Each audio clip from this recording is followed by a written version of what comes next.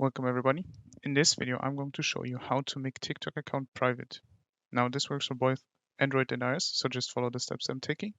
The first one would be to open up your TikTok app and be connected to the internet. The next step would be to click on your profile picture in the bottom right, which will open up your profile. And in here, what you need to do next is click the three horizontal lines in the top right here. This opens up settings and privacy. And in here, you click privacy just below manage account, which will open up the discoverability, and you can also already see private account. You would then toggle this on.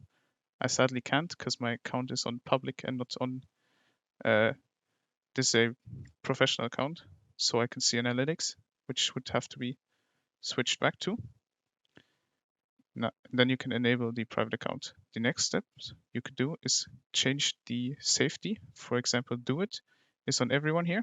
You can also do only me or only friends, which will also make your profile more private due to only you or your friends being able to do it or stitch or see your liked videos.